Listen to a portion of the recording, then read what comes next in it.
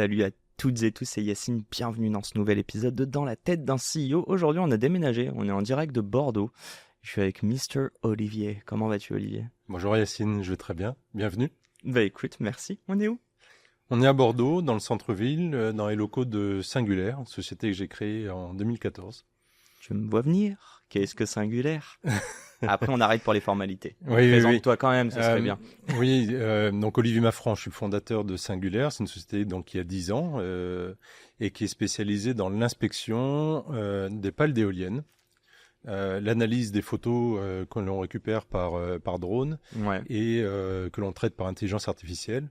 Et ensuite, on organise le reporting et la planification des opérations de maintenance, donc de réparation.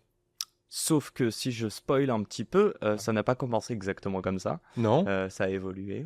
Oui, en effet, on a tâtonné. En vérité, on est sur le secteur de l'éolien seulement depuis la fin 2018. Ok. Et donc, les 3 et quelques années qui ont précédé, en fait, on cherchait à la fois notre marché, notre offre produit et notre modèle économique. Ça fait quand même beaucoup. C'est vrai sur quoi du coup si c'était pas de l'éolienne? On était à l'origine attiré par l'ouverture de l'espace aérien à la profession de télépilote de drone. On voyait qu'il y avait un engouement pour ce nouveau type d'activité. Qu'il y avait une offre de service qui n'était pas très claire, pas très lisible, parce que les pilotes de drones sont avant tout des pilotes et pas des spécialistes commerciaux du marketing. Ok. Donc il fallait clarifier un peu l'offre de service, parce que ça peut concerner aussi bien l'industrie que l'agriculture ou l'inspection d'ouvrages d'art, par exemple. Et du côté de la demande, on s'est retrouvé avec des donneurs d'ordre potentiels qui savaient pas trop exprimer leurs besoins et surtout choisir entre deux offres. Donc on avait identifié un besoin, on croyait que c'était un besoin, d'une sorte de place de marché. Ouais. Et puis je pense qu'on est tombé dans le piège de ces places de marché, pardon, parce qu'en fait c'était un annuaire. Hein, si je simplifie à l'extrême ce qu'on avait mis au point, c'était un annuaire qui mettait l'offre et la demande en relation, mais il n'y avait absolument pas de récurrence dans le modèle et on avait du mal à monétiser la chose. Bon, on n'a pas été très rapide, on a mis 2 ans et demi, 3 ans à réagir, mais l'essentiel c'est qu'on a trouvé notre segment. C'est que vous ayez réagi. Drone, c'est quoi? C'est l'Eldorado 2014-2015? Oui, c'est ça. La France a été assez pionnière en 2012 en ouvrant son espace aérien à l'exercice professionnel du drone. Donc là, tu as 2 types de professions qui sont engouffrées dans cette opportunité-là. C'était soit des fans d'aéromodélisme qui se sont dit tiens, je vais vivre de ma passion et je vais facturer des prestations de services en faisant voler un drone. Mais tu as une autre population qui s'est aussi positionnée sur ce marché-là. C'était des spécialistes de la photographie qui se sont dit ah mais le drone c'est un nouveau moyen de prendre des prises de vue. C'est innovant. Et d'ailleurs, ça s'est vu assez rapidement. Hein. Si tu regardes bien tous les reportages à la télévision, il y en a beaucoup maintenant qui se font par drone. C'est devenu une façon de prendre des prises de vue assez commune. Je valide. Bon, on va revenir un petit peu sur la phase de création, sur tout ça. Ouais. J'ai une première question à te poser. Je vais pas trahir ton âge, mais c'était quoi l'entrepreneuriat quand tu avais 18 ans pour toi? Est-ce que c'était un plan dans ta carrière? Non, vraiment pas. Mais là, je crois même qu'il faut remonter un peu plus tôt dans ma vie. Ça remonte à l'enfance. Et il m'est arrivé de vendre des crêpes pour des organisations caritatives, tu vois. Et ce qui me plaisait là-dedans, c'était pas tellement de faire de l'argent. Je me rends pas bien compte de ce que ça générait à l'époque, mais j'avais le sentiment que ça rendait service quelque part. Ouais. Et c'était une juste cause sociale avec une petite teinte mercantile qui me déplaisait pas. Ok. Ça, c'est à l'enfance. Et puis, quelques années plus tard, là, plutôt dans l'adolescence, la vie d'étudiant, Ouais. j'avais fait affaire avec un de mes oncles qui était extraordinaire. Il se trouvait qu'il était représentant Burlington sur la région Île-de-France. De Burlington. Alors, toi, t'es trop jeune. Non, mais ça me parle, c'est ça le pire. Les chaussettes Burlington à la fin des années 80-90, c'était les chaussettes à avoir. Ça coûtait une blinde en plus. J'aurais jamais deviné que c'était des chaussettes. C'est ça. Mais ça coûtait cher à l'époque, c'était probablement dans les 60 francs. Donc 60 francs, ça fait quoi? Ça fait une douzaine d'euros. Une douzaine d'euros. Une douzaine d'euros. Et ils me les vendaient à bon prix. Et moi, je les revendais à bon prix pour que ce soit attractif à mes potes étudiants. Et la différence, ça me faisait mon argent de poche pour mes soirs étudiants et trucs comme ça. Et je pense que c'est là que la graine a germé, parce que de mon point de vue, Un chef d'entreprise, c'est ça.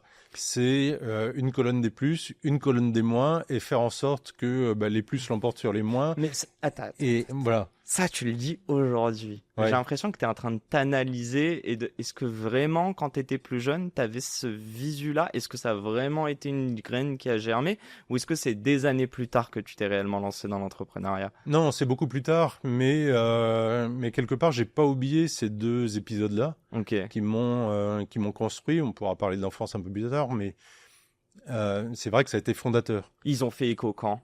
Je sais pas si c'est peut-être quand tu étais en CDI dans une autre boîte, mais quand est-ce que ce moment du petit Olivier qui vend des crêpes, il t'a refrappé à la tête, tu vois? Je crois que mon moteur, pour répondre à ta première question, c'est une sorte de devise qui tient en 3 mots, c'est liberté, créativité et volonté. Okay. Et ça, en réalité, ça m'a animé pendant tout mon parcours, jusqu'à aujourd'hui encore. Hein, ça reste là ma devise, une de mes devises, j'en ai quelques-unes. Tu vas nous balancer, je sens. Voilà. Mais même lorsque j'étais salarié dans les grosses boîtes, j'ai eu la chance, j'ai analysé ça un peu plus tard, j'ai eu la chance à chaque fois qu'on me confie une création de poste, tu vois. Et donc la page blanche, pour moi, c'est pas une hantise, c'est une opportunité, j'adore ça. J'aime bien démarrer de zéro et ça participe du parcours de l'entrepreneur, je pense, tu vois. Donc, à la fois le côté commerçant, le côté création et puis l'envie d'en découdre, la volonté. Et tout ça, ça s'est exprimé plutôt vers l'âge de 35 ans, après avoir fait un MBA à l'IUSE. Il se trouve que j'avais aussi des modules à Stanford et à l'époque, les profs là-bas nous proposaient de faire le tour de certaines startups. Dont une qui était encore toute jeune, elle avait 4-5 ans, c'était Google. Et je suis sorti de là, mais avec une sensation de facilité, évidemment apparente. C'était merveilleux, la liberté, la Californie, en fait, tous ces trucs-là. Et je suis rentré en France, je me dis, c'est ça que je dois faire. Ils s'étaient connus, Google, 4-5 ans je crois que c'était créé en 98. Moi, j'ai dû faire la visite en 2004, quelque chose comme ça. Ils avaient 5-6 ans. Ouais, ça commençait déjà à avoir une certaine importance, ouais. Bon, on est déjà en train de faire de l'introspection, mais ça, c'est plutôt dans la deuxième partie du podcast. On va revenir aux bases. Allez. Bon, depuis tout à l'heure, je suis en train de loucher sur l'écran. Je suis pas sûr qu'on le voit en vidéo, mais bon, dites-vous qu'on est sur une table de l'espace. De l'espace futuriste. Je sais pas quel film. Bon, allez, je sais quel film tu vas citer, donc vas-y. Mais présente-nous cette salle, et c'est aussi pour ça que je suis là aujourd'hui et que je suis venu. Ça te tenait à cœur aussi de me présenter les bureaux, et c'est vrai qu'ils sont canons. Bon, il y a une petite éolienne qui tourne, mais j'ai l'impression qu'il y a une belle vibe. Raconte-moi tout ça. On est bien ici. On est arrivé ici en avril 2021. C'était juste après les 2 confinements. Ok. Une partie de l'équipe avait vécu complètement confinée dans leurs apparts respectifs, et c'était devenu intenable, évidemment. Et quand on est arrivé là, j'ai pris les locaux complètement bruts, c'est-à-dire qu'il y a du béton apparent, et il fallait en faire quelque chose. Voilà. Okay. Et j'ai fait appel à une décoratrice très talentueuse qui s'appelle Stéphanie Dedis de l'agence Perfect House à Boulogne. Et voilà, je lui ai dit, j'aimerais bien qu'on retrouve une atmosphère évidemment propice à la création, mais qui nous ressemble un peu comme si on était chez soi. Avec le plaisir de venir au travail et d'avoir une vie sociale en tant que groupe, mais en même temps de pas complètement tourner le dos au confinement, parce qu'on avait vécu 2 ans chez soi et que il y avait quand même des côtés sympas. Voilà. Okay. Et les résultats extraordinaires. Stéphanie a fait un job fantastique. Il y a des vibrations extraordinaires ici, et on est tous heureux de venir, même le lundi matin, de venir bosser. Jusqu'au tableau ou pas? Oui. C'est elle aussi les tableaux? Oui, elle a choisi l'artiste. Elle s'est adaptée à l'éolienne. Très bon. Bon, on la salue. D'ailleurs, on le dit, c'est pas cloisonné d'ailleurs. Allez, il y a une ou 2 salles qui est fermée, mais du coup, toute ta team nous entend faire ce podcast. Absolument. Ouais. Allez, raconte donc déjà, tu nous as dit, mars 2021, création de ces bureaux. Oui. Aujourd'hui, je te laisse représenter combien vous êtes, parce que je vais le balancer, mais vu qu'on parle depuis 1 heure avant ce podcast. Aujourd'hui, on est 13, on est bientôt une quinzaine. Ok. À chaque fois qu'on franchit des paliers, probablement qu'il y a entre 3 et 5 nouvelles personnes qui nous rejoignent. C'est parfait. En fait, j'allais te demander le chiffre d'affaires, même si je le connais déjà, mais tu vas nous le rebalancer. Par contre, tu as mentionné le mot, ce sont les paliers. Ouais. C'est quoi les différents paliers que vous avez atteints de 2014 à aujourd'hui? Ça fait 10 ans. Oui. Est-ce que ça se compte en argent? Est-ce que ça se compte... Bon, je pense déjà que ça se compte en pivot et trouver son business model, mais raconte-nous tout ça. Et par ailleurs, hein, Ouais. qu'est-ce qui a aidé à atteindre ces paliers à chaque fois? Alors, les paliers... Bon, on en a parlé, il y a eu ce premier pivot, on s'est rendu compte que l'histoire de la marketplace, là, c'était... Ouais. Sur du drone. C'était n'importe quoi, maintenant on va le dire. Au début, on voulait... je voulais Faut pas forcément le voir. Le premier grand jalon dans l'histoire de Singular, c'est en 2019, quand, au hasard d'une rencontre, et Dieu sait si le hasard a une place importante dans le parcours d'un entrepreneur, je parviens à ouvrir la porte de Vestas France. Alors Vestas, c'est le numéro 1 mondial de la fabrication d'éoliennes. C'est un groupe. C'est la petite éolienne derrière toi, là. Ouais, c'est ça. Enfin, la petite, bien grande. Mais... Ouais.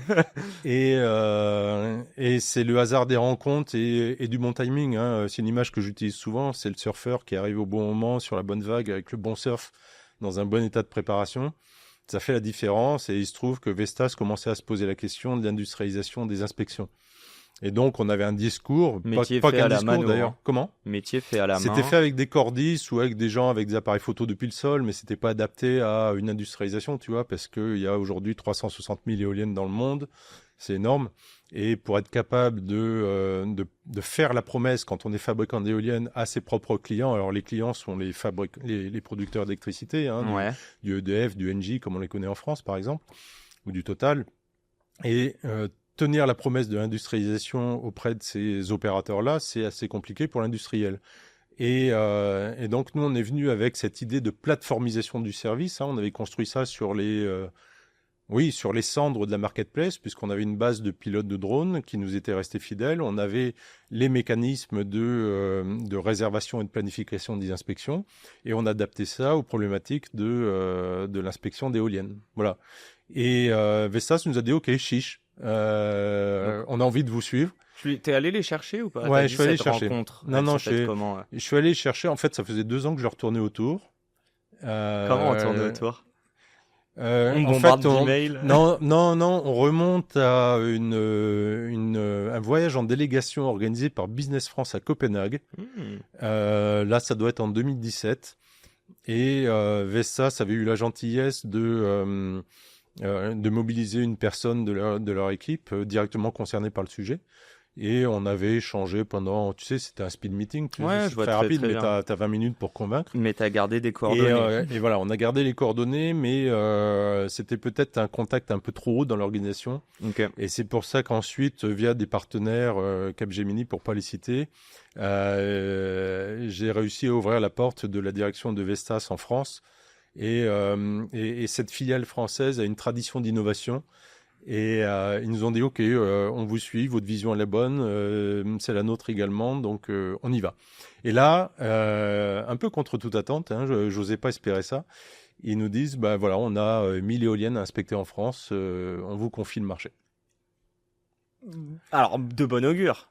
Oui. Mais t'es prêt à l'instant T où tu te dis, oh putain, qu'est-ce que tu te dis? Bah, si Vestas France nous écoute, ouais, voilà. C'était du risque de leur part. Oui. Ils savent toujours qu'il y a une incertitude. Non, ils le savaient très bien. Nous, on était prêts sur le papier. Entre le papier, la théorie, la pratique. On était prêts dans le logiciel qui avait les fonctionnalités nécessaires. Après, organiser sur le terrain la coordination des inspections de 1000 éoliennes avec les bons pilotes de drones, etc. C'est vrai que c'était un challenge, mais on s'en est sorti. Et j'en veux pour preuve que à la fin de cette campagne 2019, Vestas France, qui faisait partie de l'organisation un peu plus large de Vestas Europe, Europe du Sud, a fait un peu tache d'huile, et d'autres pays, donc l'Espagne, le Portugal, la Turquie, l'Italie aussi à cette époque-là, nous ont demandé de les accompagner en 2020. Et puis là, c'est vraiment à ce moment-là que ça a véritablement décollé, sans jeu de mots, avec un paradoxe de taille, parce que ça coïncidait avec la période du confinement. Donc, donc un peu galère. Alors, 1000 éoliennes en 2019, on est passé à 4000, tu te rends compte, un x4 en 2020 avec quelques semaines ou mois de confinement. Okay. Bon, mais on s'en est sorti. Je pense que quand on est entrepreneur, on aime ce genre de challenge. Donc, c'était à la limite une joie de se frotter à ce genre de difficultés. 2021, d'autres pays nous ont rejoints, notamment en Amérique latine. Là, on est passé à 6000 éoliennes. En 2022, on a fait 8000. Et 2023, on a franchi un palier, on s'est rapproché des 11 000. Okay. Et là, en 2024, on va se rapprocher probablement des 14-15 000 éoliennes. Voilà. C'est combien de clients, ça? Et c'est dans combien de pays? Alors, on intervient dans 31 pays depuis hier, dans 32. Puisque, voilà, c'est un scoop. On a appris hier qu'on venait de décrocher un contrat en Australie. Nice. Voilà, c'est extraordinaire. Il y a du vent et des éoliennes là-bas? Oui. Puis c'est un pays qui a une vraie culture, un peu comme le Brésil qu'on connaît bien maintenant. C'est un pays qui a une culture du renouvelable. Okay. Voilà, donc c'est toujours une joie d'accompagner nos clients fabricants dans ces pays-là. Alors c'est pas Vestas, c'en a un autre. Voilà, donc c'est une satisfaction. Et puis quelque part, moi, je peux pas me payer le luxe en termes de temps de voyager et de visiter tous mes clients dans 32 pays, mais quand on récupère les images que les pilotes de drones nous envoient dans chacun de ces pays-là, là, je pense à la Turquie, à la République dominicaine, à l'Argentine. Ça te donne envie de voyager. Oui, quelque part on voyage par procuration, mais enfin, de temps en temps il faut aller voir le client. Ouais, c'est bien d'aller voir le client. Ouais, tu sais, on s'est privé de ces voyages-là pendant les 2 années de confinement, et puis on a un peu lâché les chevaux en 2021, 2022. Là, on a fait la tournée de certains clients. Je voulais juste parler argent. Ouais. Ça représente quoi? 2000, 4000, 10 000 éoliennes? On se rend pas forcément compte. Et sachant que la dernière année, bon, allez, je le balance, c'est 3 millions, c'est ça, TCR? Ah, oui. Il est pas si content que je le balance. Ouais, on a fait 3 millions d'euros. Donc ça sera pas à cut. En 2023, bah non. Voilà, on est content. J'ai souvent entendu dire, et je le confirme, que dans un parcours d'entrepreneur, c'était le premier million d'euros qui était difficile à atteindre. Combien de temps? Et entre le premier et le troisième, combien de temps? Il a fallu 3 ans. Ok, ouais. Alors donc il a fallu potentiellement 7 pour le premier. C'est ça. Et 3 pour les deux qui suivent. Et les croissances sont assez impressionnantes. Hein. On est très satisfait de ça. On a eu les honneurs du classement des échos là, il y a 2 mois. Okay. On est arrivé, je crois, 25e dans le top 500 des entreprises de croissance. Donc on est content, mais on fait pas ça pour figurer dans les classements, mais on va pas non plus bouder notre plaisir. Ouais. Voilà, on est sur des taux de croissance de 25 à 35% en fonction des années. On enchaîne, cher Olivier, on va parler thunes, parce qu'on est en train de parler thunes. Ouais. Moi, j'aimerais te parler des levées de fonds, de la rentabilité. Ouais. Est-ce que vous avez levé des fonds depuis quand? Je te pose bien, et sois honnête. Hein. Ouais.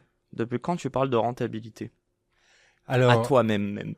À moi-même depuis le premier jour. J'ai fait une petite entorse en faisant une mini levée de fonds de, je sais plus combien c'était, 150 000 euros en 2017, mais c'était avant qu'on trouve notre positionnement. Hein, rappelle-toi, Donc c'est avant le pivot? Ouais, avant le pivot. Avant le pivot. C'est un an après le pivot? Pardon, le pivot était un an après. Ouais. Mais ça m'a permis de faire une rencontre extraordinaire avec un de mes business angels qui est Alexandre Ishaï, que j'embrasse. C'est une star du web. On l'embrasse. Et Alexandre m'a beaucoup aidé dans ma réflexion et mon cheminement, et toujours d'ailleurs. Okay. Toujours. Et lui, il te parlait de rentabilité en 2017? Oui et non. Je pense que quand il a mis un peu d'argent chez nous, il a envisagé un deuxième tour. Et je pense qu'il a vu à qui il avait affaire. Et il a un peu lâché prise sur le sujet. Et justement, je suis très reconnaissant de ça. C'est qu'il a respecté mes propres convictions à propos de ce sujet sur lequel je suis un peu intarissable, de la levée de fonds. Raconte. Et, à qui il avait affaire, et voilà. justement.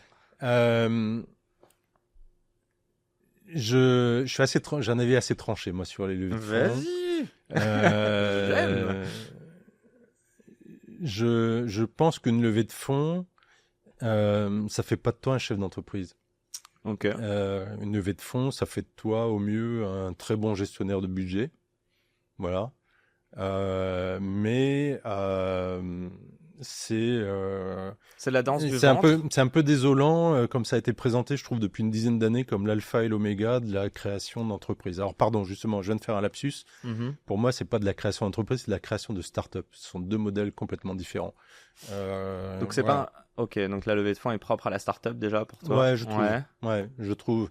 Je trouve que bâtir un modèle de création d'entreprise sans un business plan qui soit solidement construit sur un métier, un business, une activité qui équilibre les comptes. Mhm. En fait, c'est un rêve. C'est pas un projet d'entreprise. C'est un rêve. Est-ce que tu as été conditionné par ce rêve en 2017 pour lever, toi, ou pas forcément? Il y avait un petit billet quand même? Ouais, c'était un petit C'était la mode. billet, mais voilà, qui a été cramé assez rapidement, si tu veux. C'était plus un billet de survie qu'un billet de développement Alors je à disais proprement billet parler, tu vois. BIAIS, plus un billet du rêve. Mais bon, ça marche aussi, hein. Moi, j'étais dans l'argent. Ouais, j'ai très vite compris quand t'as parlé de cramer. Ouais.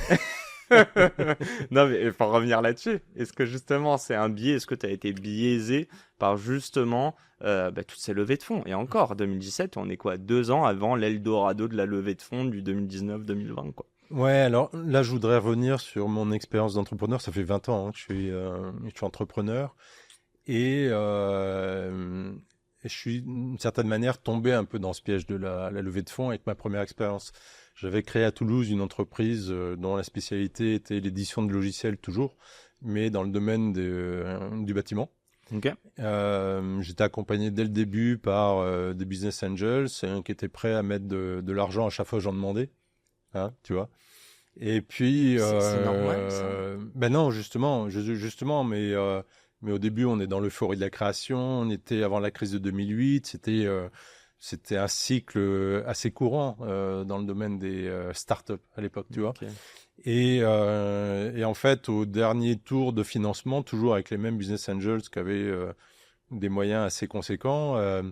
C'était avant juin 2008, donc avant la crise financière. Et il m'a dit, ouais, on y va, vas-y, recrute, et on met l'argent dans la foulée, etc. Donc voilà, j'ai fait cette erreur de passer de 5 à 20 salariés.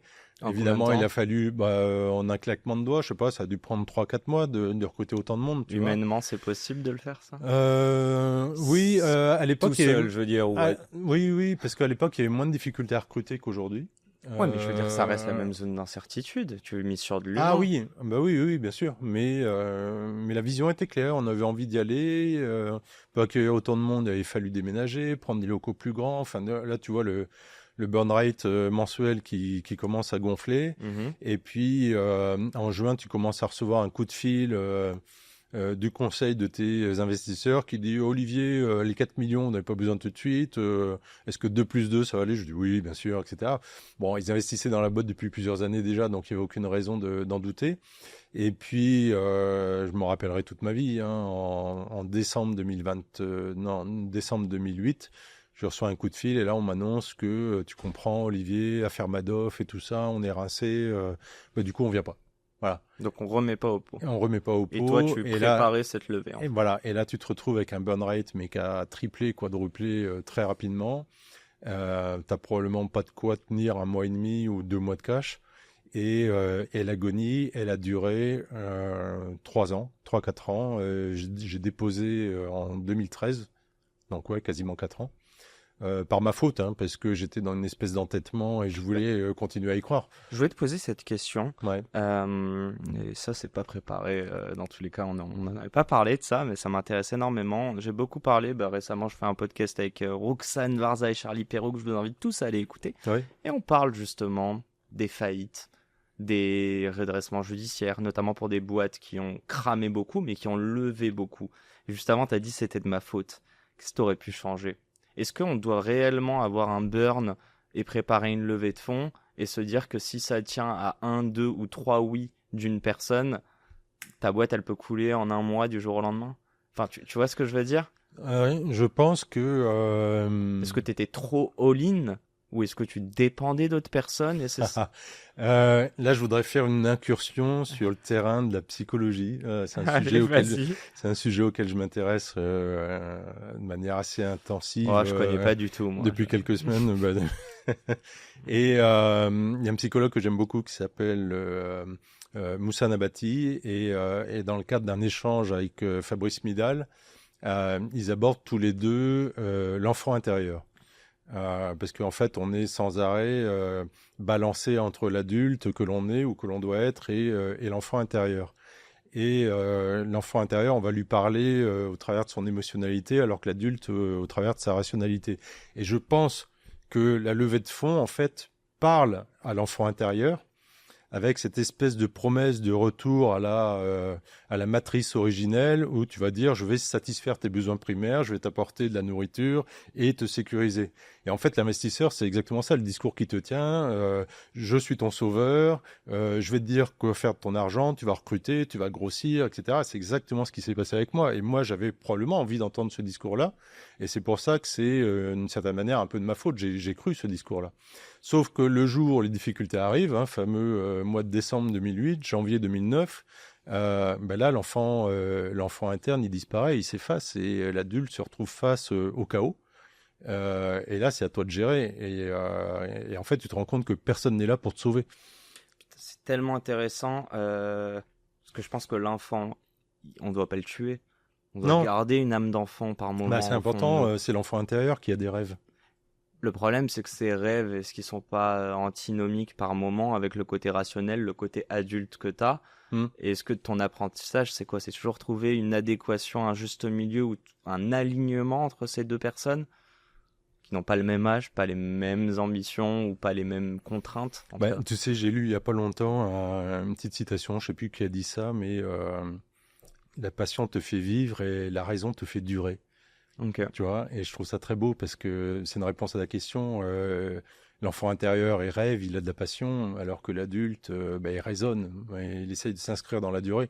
Mais parfois, en l'espèce, le cas que j'évoque tout à l'heure, l'adulte, il est arrivé trop tard. Le mal avait été fait et probablement qu'il aurait dû davantage raisonner l'enfant intérieur. Est-ce que y a des moments où tu raisonnes encore comme un enfant intérieur, que ce soit positif comme négatif, je sais pas. Ah oui, moi j'ai vraiment besoin de ça. Ok. Ah ouais. Tu veux nous donner un mini exemple ou juste qu'on comprenne, ou même dans le pro, tu vois, mais te dire, il y a des moments c'est presque irrationnel, c'est la passion, et tu sais que c'est le mini Olivier là qui faisait ses petites crêpes là. Bon, maintenant je préfère en rigoler, mais bon, c'est vrai que j'ai pas eu une enfance et une adolescence très heureuse, c'est un euphémisme. Ouais. J'aurais pu un peu m'enfoncer dans une espèce de rage destructrice. Mais en fait, je pense que ce qui m'a sauvé, c'est que j'avais fait le choix de regarder la vie plutôt du côté du désir, du plaisir, de l'envie, et probablement de la conviction que mes lendemains, un jour, seraient meilleurs. Tu vois ? Et c'est comme ça que le rêve prend forme. Tu te projettes. Et tu finis par penser à des projets, faire en sorte qu'ils se produisent. Et en fait, je crois que c'est ça qui me résume mon moteur, c'est l'envie de rendre les choses possibles. Tu vois, c'est pour ça que j'ai toujours été attiré par la créativité. Je te parlais tout à l'heure de la page blanche des premiers jobs que j'ai décrochés, et ça faisait écho à ces rêves d'enfant. Ouah, là, tu m'arrêtes d'un coup. Je voulais rebondir, mais non, mais tellement intéressant. Je veux juste parler d'une chose sur. En gros, ce que tu dis sur l'enfant, c'est aussi de s'auto-convaincre, quitte à se mentir par moment. Quitte à se voiler la face, mais par moment, vaut mieux. En gros, est-ce qu'un petit mensonge, comme toi, te dire qu'un petit mensonge, la vie est super belle, alors qu'il y a des moments, en fait, en réalité, elle l'est pas. Est-ce que c'est pas ça qui te permet de tenir le cap? Mais est-ce qu'il n'y a pas des limites aussi de tomber dans une utopie, quoi?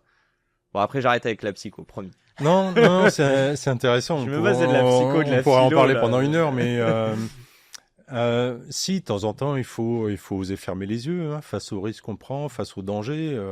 Voilà, la vie est un danger dès que tu nais. La vie est un danger, il faut l'accepter et prendre sa part de risque. Moi, je suis convaincu de ça. Ouais. Non, je suis en train d'oublier ma question, mais il y a une question que je veux te poser depuis tout à l'heure qui est... On est en train de parler de ça. Attends, je me remémore. Là, je suis en train de faire travailler ma mémoire. On parle de l'enfance. On parle... On a parlé... Merde, j'ai complètement oublié ma question. J'ai trop les boules. Elle va revenir tout à l'heure, t'inquiète. Ouais. Tu m'as dit un truc, tu m'as dit l'innovation de rupture. J'y crois pas. Tu te considères comme une start-up déjà ou pas? Non, mais vraiment pas. Okay. Et dès le début, j'ai clamé haut et fort qu'on était une entreprise. et non pas une start-up. C'est peut-être une coquetterie, hein, mais j'y tiens, vu ce que j'ai vécu avec ma première expérience d'entrepreneur. Il est là c'est là la différence, c'est qu'un entrepreneur, une entreprise crée de la valeur, et pour toi une start-up crée de la levée de fonds. Ouais, clairement. Ok. Clairement, tu vois, moi je suis sceptique quand je vois un peu moins maintenant, mais enfin on a eu droit à ça quand même pendant une bonne dizaine d'années, où tu as les pontes de la French Tech qui te portent au nu, les Adam Neumann, les Cathy Holmes, les Sam Bankman-Fried et tout Attends, ça, tu donnes que des gens qui sont fait condamner là. Mais ouais, mais à l'époque c'était les gloires, c'était les dieux, tu vois, on ne jurait que par ça. Cette folie de vouloir avoir tant de licornes en France. Bon, on l'a encore aujourd'hui. Non, ouais, mais non, un peu moins chaud. Ah bah là, je viens de voir Mistral AI ce matin. Je viens de voir rumeur comme quoi ils relèvent de l'argent sur une valo à 5 milliards. Et je me suis dit, bon, ils sont encore très loin d'OpenAI qui a levé, je sais plus quoi, 10 milliards, je crois déjà. Enfin, laisse tomber. Mais pourquoi on l'annonce en fait? C'est juste dire ils continuent leur course. Mais pour moi, c'est intéressant la course, tu vois. Pour moi, c'est une pyramide de Ponzi ce truc-là. C'est-à-dire que c'est le dernier tour qui donne leur raison d'avoir investi au tour précédent, tu vois. Et c'est une espèce de course à l'échalote et parfois ça se termine mal. Et voilà, moi je suis pas du tout à l'aise avec ça. Regarde là ce qui se passe, là, les déchirements en place publique entre The Family et Oussama Ammar, mais c'est triste au final. Ils ont eu un rôle à jouer aux côtés de France Digital dans les années, je sais plus quand c'était, 2012, 2013. Mais cette période du tout argent, je trouve ça éloigne des vraies problématiques. En théorie, si je me fie au code du commerce, mais peut-être que ça a évolué, la vente à perte est interdite. Voilà, hein, en théorie. Donc une entreprise, ça doit équilibrer ses comptes. Et ce qui ressort de tout ça, un petit bénéfice. Le bénéfice, c'est pas un mot tabou, hein, il faut qu'on l'accepte en France. Le bénéfice, il doit être investi dans le développement de l'entreprise, soit des recrutements, soit de la R&D, etc. Mais voilà, de mon point de vue, une entreprise, c'est ça. Une start-up, ça lève des fonds. J'ai retrouvé ma question, mais je te la pose juste après. Je reviens là-dessus parce que sinon je vais l'oublier. Tu as quand même dit donc du coup que tu ne te considères pas comme une start-up. Et du coup, je reprends ma phrase. L'innovation de rupture, j'y crois pas. Explique-moi. Oui, mais tu vois, c'est complètement lié à la levée de fonds. On entend hein, les fonds qui investissent, qui disent allez-y, recrutez, soyez disruptifs. Enfin, tu te rappelles cette expression, on l'entend moins déjà maintenant, mais soyez disruptifs, devenez les Facebook et des années à venir. Bon, d'abord, tout le monde n'est pas, comme il s'appelle, Mark Zuckerberg, faut quand même bien l'admettre. Et puis, le marché n'a pas besoin partout de disruption. C'est pas vrai. Nous, tu vois, on est dans l'industrie. Alors, c'est moins sexy, hein. Encore que. Moi, je suis très admiratif du boulot que fait BPI France dans le domaine de l'industrie. Ils ont vraiment fait beaucoup de choses pour rendre l'industrie à nouveau sexy. Mais quand on s'adresse à ces secteurs d'activité-là, évidemment, on est dans le B2B, on s'adresse à des humains, il ne faut pas l'oublier. Et une des premières choses à prendre en compte, c'est la résistance au changement. D'accord ? Ça sert à rien de venir, tu vois, je parlais tout à l'heure de Minority Report. Probablement que si j'avais tenu ce discours-là un peu fantasque en 2019 lors de mon premier rendez-vous avec Vestas, il m'aurait dit bon Olivier, t'es gentil, on te rappelle, nous on a besoin d'un truc. N'oublie pas qu'on fait notre inspection avec des cordistes. Toi, t'es déjà au 22e siècle. Ouais, voilà. Et en fait, il faut pas faire ça. Je pense que moi, je privilégie plutôt l'innovation incrémentale. C'est-à-dire que tu vas accompagner ton client et peut-être que c'est lié à la nature de notre activité. Nous, on est des éditeurs de logiciels. Et en cela, notre activité, c'est qu'on analyse les besoins, les fonctionnements, les workflows, toutes ces choses-là, et on traduit ça en fonctionnalités logicielles. Et dans la mesure du possible, on essaye de les anticiper. Voilà, c'est ce qui fait notre force aujourd'hui sur le marché. C'est moins risqué, du coup, que une technologie de rupture, en plus. Bah oui, et en fait tu boucles la boucle. Là, c'est moins consommateur de cash. Ça l'est quand même. On va pas se voiler la face, mais ça relève moins du pari. Ça relève plutôt de la proposition de changement et on travaille souvent dans des relations de partenariat avec nos clients. ils comprennent ce qu'on peut leur apporter. On n'est pas dans la prestation de services de développement sur mesure. On reste un éditeur de logiciels, mais on est à l'écoute des besoins de nos clients et on fait ça pas à pas. C'est comme ça que vous avez fait le pivot? Ouais. Donc c'est vraiment en rencontrant vos clients Ouais, et parce que capté. tu vois, au début, la promesse qu'on tenait, c'était la plateformisation du service d'inspection en se reposant sur une communauté de pilotes de drones professionnels, mais indépendants. Ça, c'était la promesse initiale en 2019-2020. On l'a plutôt bien exécuté. Et au fur et à mesure qu'on a accumulé de la donnée, je crois que j'ai dit tout à l'heure, aujourd'hui, on a accumulé à peu près 1 million de dommages en base de données que l'on a extrait de 25 millions d'images collectées. Tu te rends compte, c'est colossal. Et on a voulu apprendre on a fait une transition, c'est-à-dire que le drone, finalement, c'est plus tellement le sujet. Ça reste un outil, mais c'est plus tellement le sujet. Le sujet aujourd'hui, c'est la capacité à traiter de la donnée avec de l'intelligence artificielle, à prédire l'avenir et aller beaucoup plus loin dans l'automatisation. On a fait nos calculs. Depuis 6 ans qu'on travaille avec nos clients, on leur a fait économiser 20 millions d'euros. Tiens, je te donne un autre chiffre là, tu vois. Solide. On leur a fait économiser 20 millions d'euros. Il est temps d'augmenter tes prix, cher Olivier. En ressources qui étaient précédemment allouées à l'inspection. Et on leur a dit, t'inquiète, je gère. Et donc, ces ressources-là, ils ont pu les déplacer et les mettre ailleurs, en l'occurrence sur la réparation. Okay. Voilà, ça, c'est notre petite récompense, tu vois. Quand on partage ces analyses-là avec nos clients qui sont contents, c'est notre satisfaction. Justement, je rebondis sur ce qu'on disait tout à l'heure. Bon, on a parlé d'enfance et d'adultes, mais on parlait aussi de... Je sais plus comment tu l'as dit, mais moi je parle de mimétisme ou de costume. C'est endosser un costume qui est trop grand pour nous, mais on se prête au jeu jusqu'à un jour devenir adulte, jusqu'à un jour devenir chef d'entreprise, embaucher des gens, avoir des gens qui nous font confiance, etc. Ouais. Sur l'entrepreneuriat, qui est-ce que tu as mimé à tes débuts?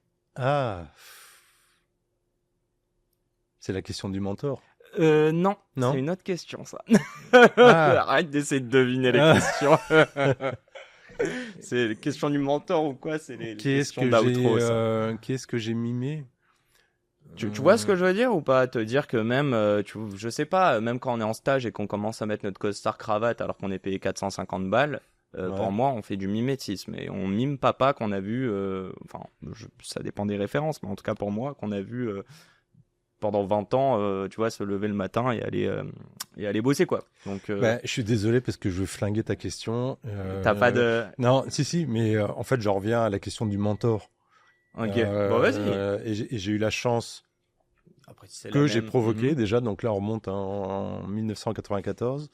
J'ai eu la chance de croiser la route d'Alain-Dominique Perrin, qui était à l'époque le PDG de Cartier. C'est celui qui, dans les années 80, a redonné vie à Cartier, qui l'a développé et l'a positionné au niveau qu'on connaît aujourd'hui.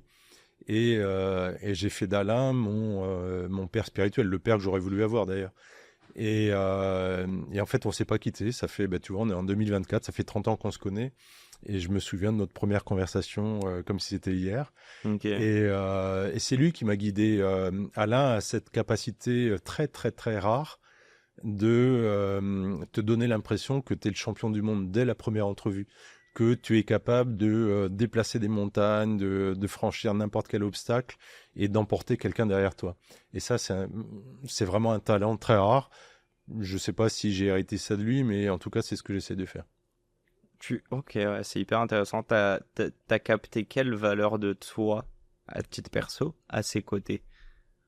Qu'est-ce qui t'a confirmé ou sur quoi il a mis de la lumière comme, je sais pas, comme force? D'abord, il m'a rassuré, je pense. Avec l'enfance que j'ai vécue, j'étais quelqu'un qui doutait quand même beaucoup de lui, manque de confiance, syndrome de l'imposteur, toutes ces choses-là. Donc lui, il a vu ton potentiel.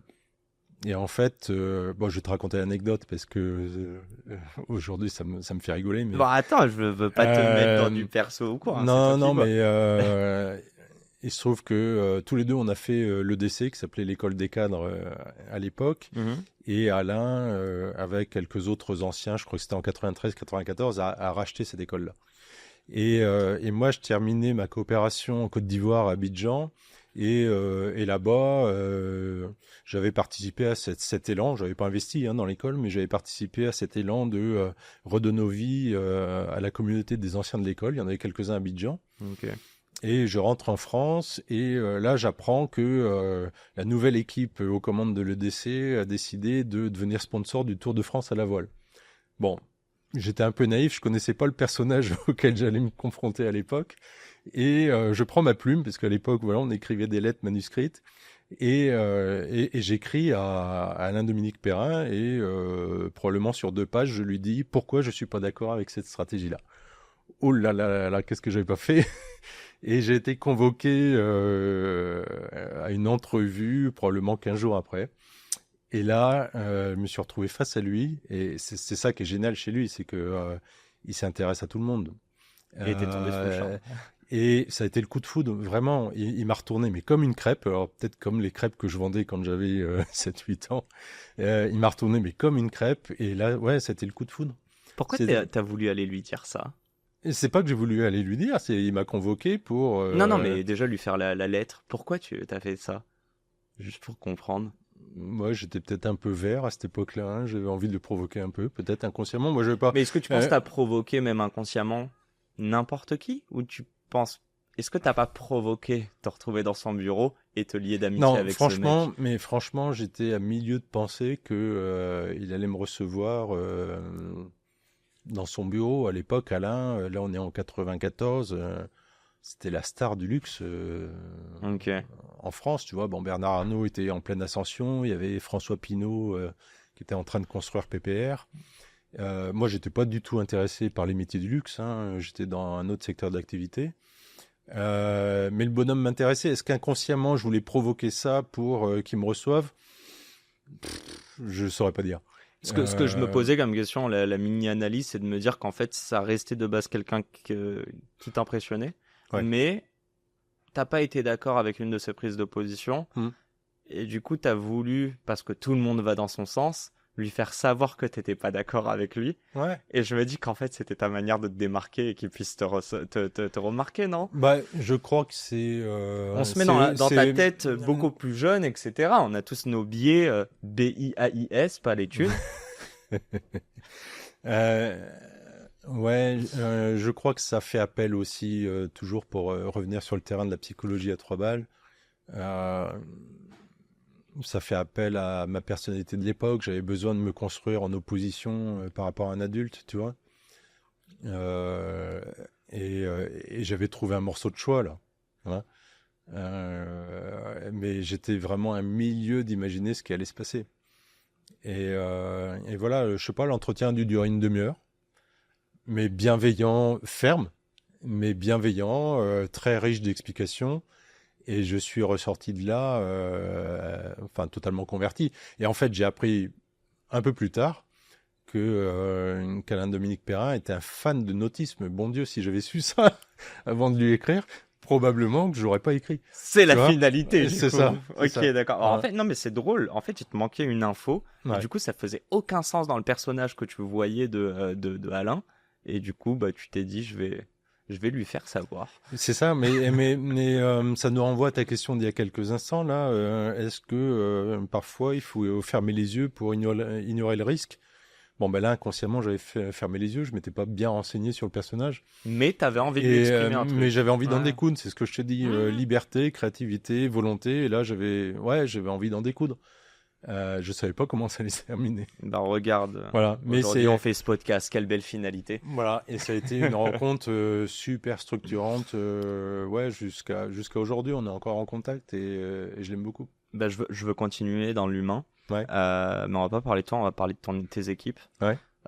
C'est une petite équipe ou pas déjà, 13-15 personnes, qu'est-ce que t'en penses toi? Bah 13 c'est bien, on a clairement franchi le... Bah tu sais... Dans un parcours d'entrepreneur, l'enjeu, c'est de passer de homme orchestre à chef d'orchestre. Homme orchestre, je l'ai été évidemment, comme tous les entrepreneurs, chef d'entreprise. Quel lapsus. Pendant les 4-5 premières années. Non, il y a entrepreneur, chef d'entreprise, et entrepreneur, start-upper, leveur de fonds. Ouais. Donc là, je précise, entrepreneur, chef d'entreprise. Il y a les start-uppers bootstrappés. Je crois que Olivier vous aime bien. Oui, vraiment. Autofinancés. Et donc, pendant ces quelques premières années, t'es l'homme orchestre, tu fais tout. Et puis, petit à petit, tu commences à t'entourer de compétences, de gens. L'art de bien s'entourer, évidemment, c'est de s'entourer de gens qui sont meilleurs que toi dans chacun des compartiments du jeu. Et jusqu'à 10, tu peux gérer les sujets en one-to-one avec tous les membres de ton équipe. 13, c'est déjà compliqué. Là, 13, ça devient compliqué. Maintenant, il faut structurer, il faut construire des verticaux. Chez nous, on a un vertical opération qui est dirigé par Camille, championne de marathon, est arrivée deuxième féminine au marathon de Paris là, il y a quelques jours. Bravo. Bravo. Il y a notre vertical développement d'applications qui est dirigé par Nicolas. Et il y a un troisième vertical qui est traitement, gestion de la donnée, qui est dirigé par Clément, qui est un jeune qui est arrivé dans notre équipe en tant que stagiaire, qui a un potentiel incroyable et qui c'est nous toi le aide doyen beaucoup. Comment ? C'est toi le doyen ? Je suis le doyen, ça doit se voir à la couleur de mes cheveux. J'ai pas osé. Voilà. Si, tout à l'heure, je l'ai osé en off. Ouais. J'ai dit, me parle pas. Oui, je sais plus ce que je t'ai raconté, mais bref.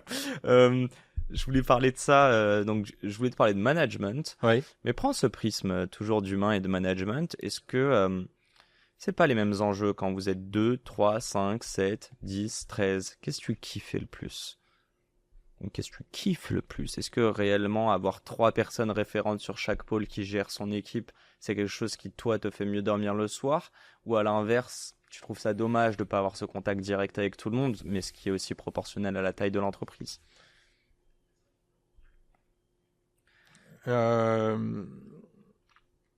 peux continuer à broder si tu veux. Non, c'est bon, il y a plusieurs manières de répondre à ta question, mais je vais encore prendre ça par le biais de la psychologie. Les pédopsychiatres vont te dire qu'un enfant à la naissance s'engage sur le chemin de la vie, un peu comme s'il était sur une passerelle au-dessus du vide, et que pour le rassurer, il a besoin de 2 rambardes. La première, c'est la nourriture affective, et la deuxième, c'est le sentiment de sécurité. Alors ça peut être la sécurité matérielle, ou alors ça peut être l'établissement d'un cadre de fonctionnement qui, d'une certaine manière, va le rassurer.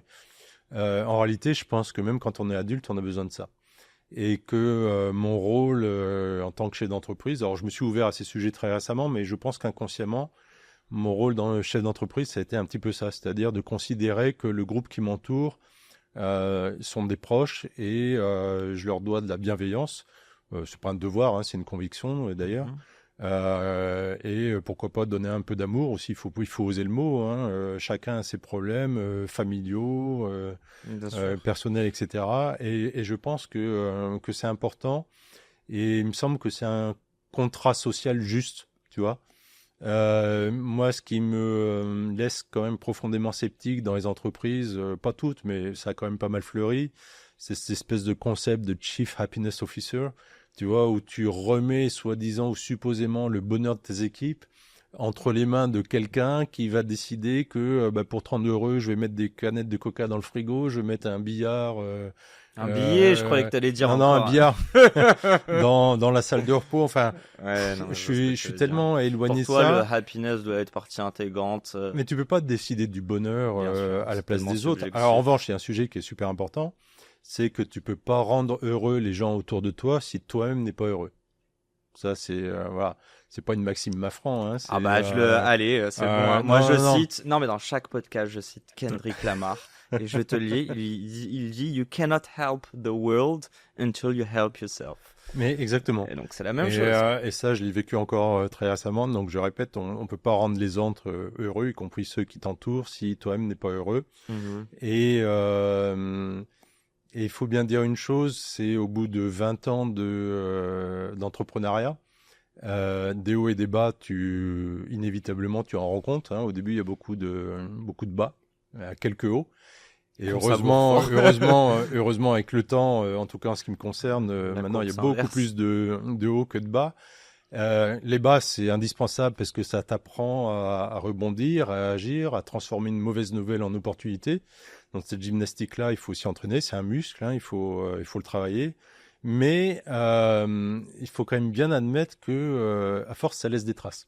S'il y a moins de bas aujourd'hui, proportionnellement par rapport au nombre de hauts, est-ce qu'ils font plus mal quand il y a des bas ou au contraire ils sont compensés par les hauts? Non, parce que je crois pas que les bas fassent plus de mal. Ils sont nécessaires. C'est une bonne piqûre de rappel qui va réveiller ta petite voix intérieure, qui va te dire Olivier, ne prends jamais rien pour acquis. Donc les bas sont indispensables. Maintenant, je crois que c'est l'accumulation de bas qui laisse des traces, tu vois. Et je pense que cette accumulation-là, elle te fait un peu oublier l'entrepreneur joyeux des premiers jours, insouciant, etc. Et j'ai décidé de prendre ce taureau par les cornes, là, moi, tu vois. J'en ai parlé à une amie comédienne assez connue. Et je lui ai demandé de m'aider. Ouais, je lui ai demandé de m'aider. Et elle m'a mis en relation avec un prof qui s'appelle Simon Janin, qui est prof du cours Florent. Okay. Et le brief que j'ai donné à Simon est le suivant. Je lui ai dit aide-moi à mettre le sourire en haut de la pile, tu vois. Parce que ça devienne une priorité pour toi. Ouais, ça devient vraiment une priorité. Retrouver le plaisir, retrouver l'envie, qui sont voilà comment dire les mots d'ordre que je me suis fixé depuis le début de mon parcours. Mais parfois on l'oublie. Et là, j'en suis à ma 3e séance de théâtre. Ce sont des séances d'1h30 avec Simon. Mais qu'est-ce que je m'éclate. Mais c'est le kiff absolu. On se marre. Il me met en danger, en fait. C'est ça que j'aime bien. J'apprends le lâcher prise. On peut se raconter des conneries. On peut accepter de se lâcher dans l'exagération du jeu d'acteur. Et c'est un régal. Est-ce que c'est parce que dans ton job au quotidien, tu dois être dans une constante maîtrise des émotions, maîtrise de ce que tu vas dire et de comment tu vas le dire, versus le théâtre, je veux dire, qui est un exutoire? Ouais, carrément. Tu considères que tu n'as pas le droit à l'erreur auprès de tes employés, toi? Ouais. Bon, alors là encore, on gratte plusieurs sujets. Ça veut dire le podcast est bientôt fini, tu vas pas avoir le temps, Yacine.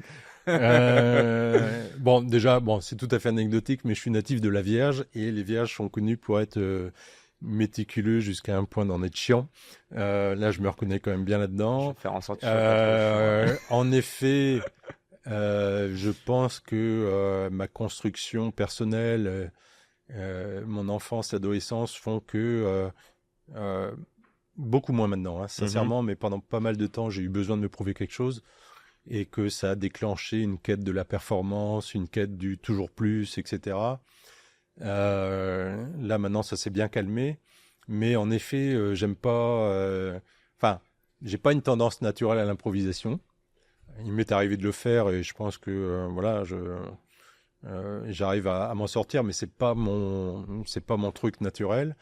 Et ouais, mais t'es théâtre... fier de toi d'y être allé. Ouais, quand tu le fais. Ouais, alors je suis pas nostalgique, je regarde pas toujours la route que j'ai parcourue, je trouve ça chiant la nostalgie. J'ai toujours regardé devant, mais ouais, je suis assez content de ce qui s'est passé jusqu'à présent et l'histoire est pas finie. C'est drôle, je le rapporte un peu à mon histoire parce que récemment, je sais pas, j'arrête pas de dire et je le dis haut et fort et malgré que tu sois là avec moi, le podcast n'est pas ma mission de vie. Et je te pose souvent la question, elle va arriver, t'inquiète. Mais voilà, j'arrive à trouver à l'instant T quelque chose. Et en fait, j'ai fait le parallèle. Prochainement, j'espère faire des scènes. Ouais. J'espère recevoir des personnes de grosse notoriété, blablabla. Et en fait, je fais genre, mais je suis en train de me chier dessus avant. Et pareil, j'ai fait un peu de stand-up, etc. Juste avant les spectacles, c'est horrible. J'en sors. J'ai l'impression d'être le roi du monde. Vraiment. Et en fait, je me suis fait la réflexion, et c'est comme le sport, j'ai pas encore ça, mais tu prends du plaisir dans la douleur. C'est-à-dire que moi, aujourd'hui, je cherche des situations où je vais être stressé, où je vais pas perdre mes moyens, mais il va vraiment falloir que je sois focus. Ouais. C'est paradoxal, je trouve. Conseil de vieux, parce que t'as remarqué que j'ai des cheveux gris. Le cœur peut être fragile. Moi, je me suis mis à la course à pied il y a 10 ans. Et avec un objectif probablement inavoué. C'était pile juste après le dépôt de bilan de ma première start-up. Et là, je me suis lancé de manière effrénée dans la course à pied, alors que j'en avais jamais fait. Et j'ai enchaîné les semi-marathons. Bon, quand je dis enchaîner, je sais pas, j'ai dû en faire 5-6 des semi-marathons. Mais je le faisais à la fois pour la perf, puisque c'est un truc que j'avais jamais fait, mais aussi pour souffrir probablement. Et je voulais pas me l'avouer. Et maintenant, c'est devenu un plaisir, tu vois. Et ça, c'est important, la quête de plaisir. Alors, je vais te donner un deuxième exemple, et j'en reviens à mon premier cours de théâtre avec Simon. Mhm. Il me dit, pour le premier cours, tu vas venir avec un texte et tu vas apprendre à le dire. Et là, je suis allé, en fait, le texte, je l'avais déjà sous le coude. Ok. C'est qui? Et pour moi, c'est un texte super important. C'est le discours d'ouverture du Festival de Cannes 2018 par Édouard Baird. Alors, Édouard Baird est un de mes acteurs préférés, mais vraiment, le discours qu'il a fait ce jour-là est extraordinaire parce que ça raconte la vie d'un réalisateur qui porte son film un peu comme un entrepreneur porterait son projet d'entreprise. Et il raconte toutes les étapes de la création du scénario, ensuite la recherche de producteurs, et ensuite éventuellement la possibilité de participer à quelques festivals, jusqu'au jour où le Festival de Cannes l'appelle et le met dans la sélection. Et tu vois, il t'embarque dans cette histoire avec ses talents de conteur. Bien sûr.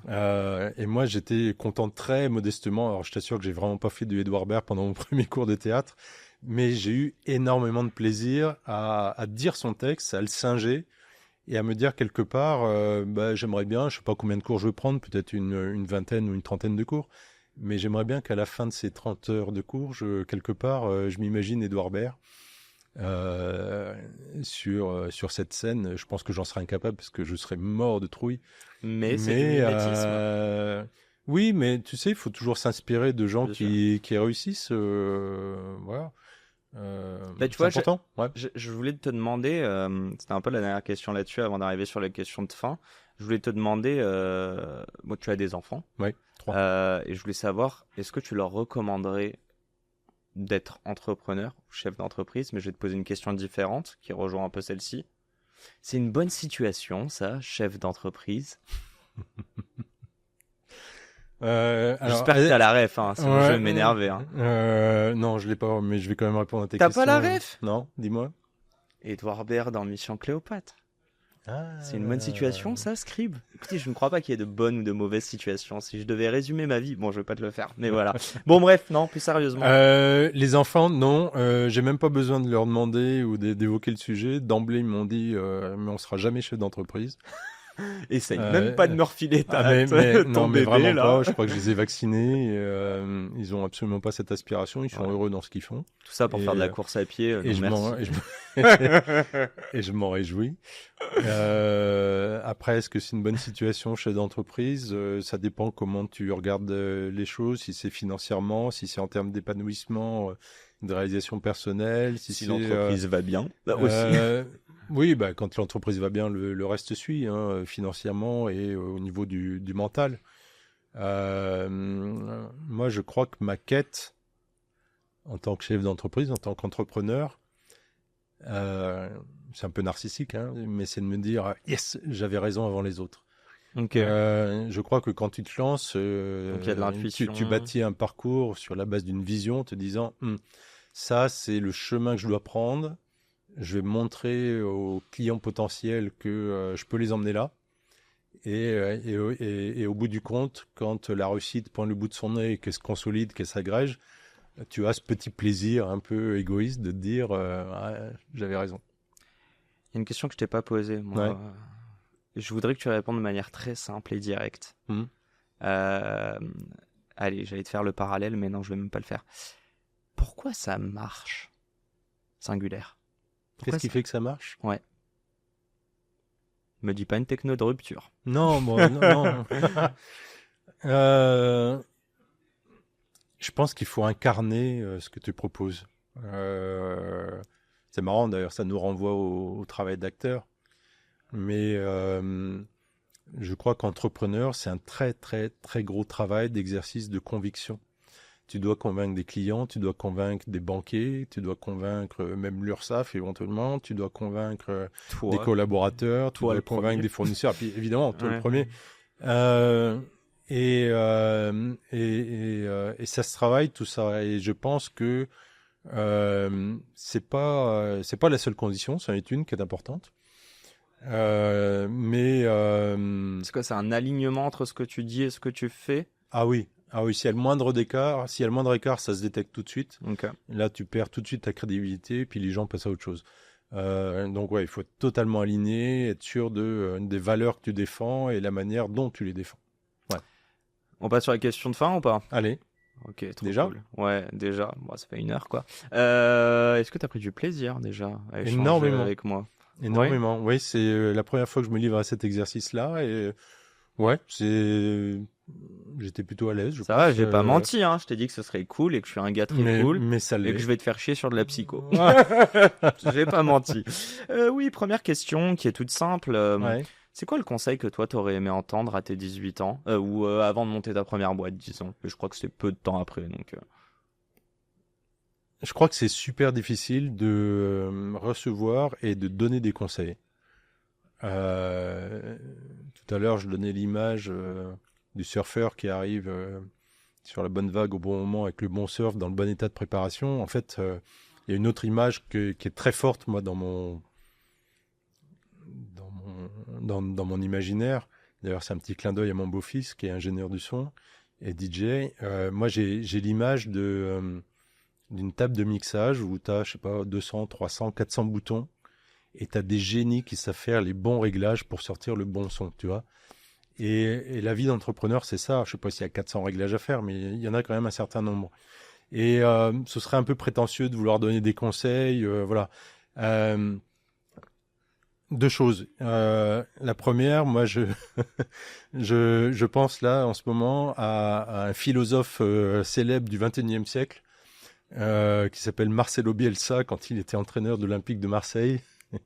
Alors, désolé, c'est la petite parenthèse parce qu'il y a le beau logo juste là. Ah oui. Moi je suis supporter des Girondins de Bordeaux, mais enfin. Et il y a les demi qui arrivent, car on se parle le lendemain de la. Mais non, mais Olympique de Marseille, les initiales c'est OM, il se trouve que ce sont les miennes et droit au but, ça me va bien aussi comme devise. Allez, va. Mais voilà, Marcelo Bielsa dit un jour à l'entraînement, le joueur fait ce qu'il a appris à faire et pendant le match il fait ce qu'il peut. Voilà, et c'est une différence fondamentale et je suis bien d'accord avec ça. Alors plutôt que de donner des conseils, moi je peux partager le mantra que je me suis construit tout seul. Franchement, ça a fonctionné. C'est un mantra qui tient en 3 syllabes. C'est pas dur à retenir. C'est ta pécho. Ta pécho. Ta pécho. Voilà. Donc j'explique. Ah ouais, là faut que tu m'expliques. Ta, ça fait référence à Talleyrand, qui est un auteur que j'aime beaucoup. Et Talleyrand te dit on ne croit que ceux qui croient en eux-mêmes. Okay. Hein, je répète parce que c'est assez puissant comme phrase. On ne croit que ceux qui croient en eux-mêmes. Là, ça te renvoie à la confiance en toi. Ça, c'est indispensable pour avancer. Le meilleur exemple, je pense que beaucoup d'auditeurs ont vu cette série sur Bernard Tapie sur Netflix.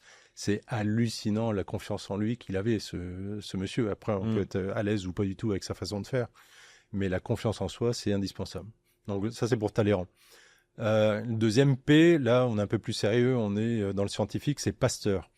Pasteur a dit un jour, la fortune ne sourit qu'aux esprits préparés. Mais c'est tellement vrai. C'est tellement vrai. Qu'est-ce que ça veut dire derrière? Ça veut dire que il faut te préparer, identifier les opportunités. Ouais. J'ai écouté un de tes podcasts il y a pas longtemps. D'ailleurs, il y a quelqu'un qui a abordé ce sujet-là. Et c'est vrai, combien de fois à mes débuts, j'ai vu l'opportunité une fois qu'il était trop tard. Tu vois, et là c'est pareil, il faut que tu t'entraînes. Alors, c'est pas être opportuniste, hein, c'est un gros mot en France, être opportuniste, mais c'est savoir identifier. Ah, moi je suis full opportuniste. Hein. Ah, moi je le dis, mais haut et fort, dans le sens où je lance 50 000 cannes à pêche et on voit celle qui mord. C'est ça l'opportunité pour moi. Enfin, c'est la provoquer. Mais excuse-moi, je t'ai interrompu. Oui, t'as raison, il faut la provoquer, il faut savoir la saisir, qui sont 2 choses différentes. Il faut savoir surfer dessus sans écraser les autres, évidemment. Ouais. Donc ça, c'est pour P. Et chaud, alors là, on est encore plus sérieux dans l'élévation intello. C'est Schopenhauer, je pourrais faire du Lucchini. Schopenhauer a dit tout dans ce monde est l'expression de la volonté.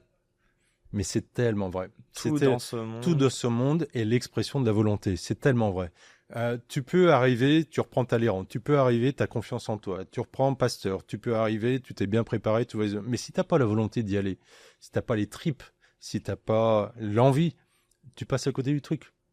Donc, déjà, si t'as pas l'envie, ou tu le fais pas, ou tu le vois pas, si on revient à l'opportunité. ouais, mais la volonté, c'est capital. Tu le vois parfois hein, chez les sportifs. Moi, c'est un truc qui m'a étonné. Parfois, tu écoutes des sportifs ou des commentateurs sportifs qui te disent, bah lui là, tel joueur, il avait pas envie. C'est dingue. Les mecs qui sont payés des millions d'euros c'est des humains. en première ligue, et puis bah, tu le vois sur le terrain, à un moment donné, ils n'ont pas envie. Non, mais si c'était que de l'argent, on aurait déjà investi dans des machines qui jouent. C'est pas des. Enfin, je sais pas si l'IA remplacera les joueurs de foot, ce serait sans intérêt d'ailleurs. Mais non, sans intérêt. Voilà. Et c'est la beauté du sport, c'est qu'il n'y a rien qui peut être prédit parce que. Excuse-moi, je t'ai interrompu ou t'avais fini? Oui, non, mais j'avais fini pour le mantra. Donc, t'as Péchaud, Talleyrand, Pasteur, Schopenhauer. Ça se résume sur la confiance en soi, la préparation et la volonté. Ok, très clair. Je vais pas te poser la question du mentor, parce que tu as déjà répondu. Déjà parlé, ouais.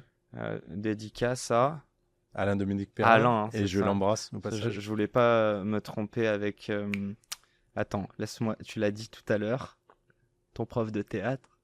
Ah, Simon Jeannin. Simon Jeannin, ok, c'est ça. Bon, est-ce que tu peux me résumer ta mission sur cette terre? Ce pourquoi tu as envie, en tout cas à la fin de la... Je pense ou j'aimerais accomplir ça. Ma vie n'est pas finie. Je te le souhaite. J'aimerais rendre heureux ceux que j'aime. Voilà. Je pense que c'est une belle mission. Ok. J'ai quand même envie de te poser une dernière question. Mais... Ouais. Ok, je te la pose celle-ci. Je pars du principe que l'entrepreneuriat requiert de la folie. Tu vois, les gens disent que... Et moi, je pense que la folie est bonne. Ça, c'est mon avis. Mais voilà. Enfin, bon, ça dépend. Mais en tout cas, on a encore une fois trop mis un aspect péjoratif là-dessus. Souvent, cette folie, elle vient d'un trauma.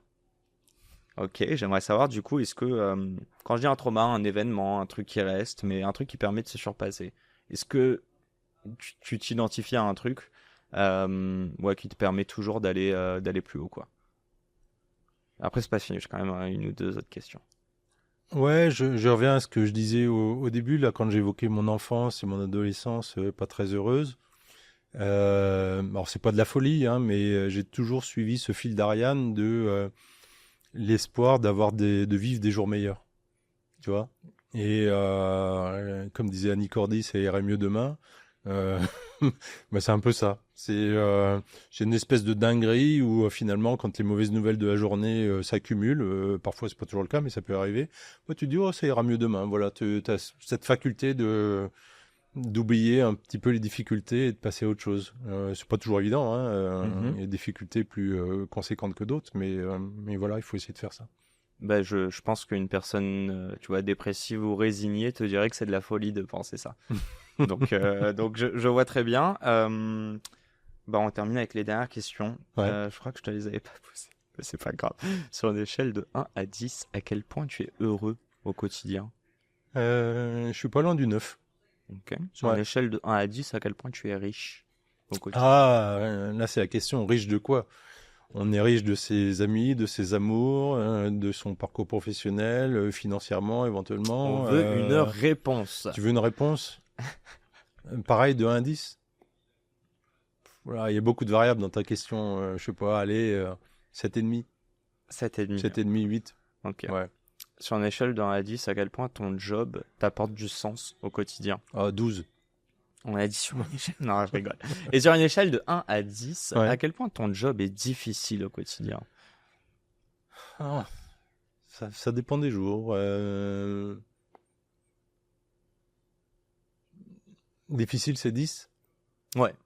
Et 0 ou 1, c'est très facile. Non, je dirais 5. Ok. Je dirais 5. Ce sont des situations équilibrées. Et de toute façon, je peux pas me plaindre parce que c'est quelque chose que j'ai choisi. Voilà. J'avais la volonté. Je l'assume. Et donc 5 parce que c'est jamais 0 et c'est jamais 10. Et c'est ma dernière question, promis. Si tu n'étais pas entrepreneur aujourd'hui, tu t'imagines que tu serais quoi? Que tu ferais quoi? Quand j'étais ado, et ça m'a pas quitté, j'étais fan de Dépêche Mode.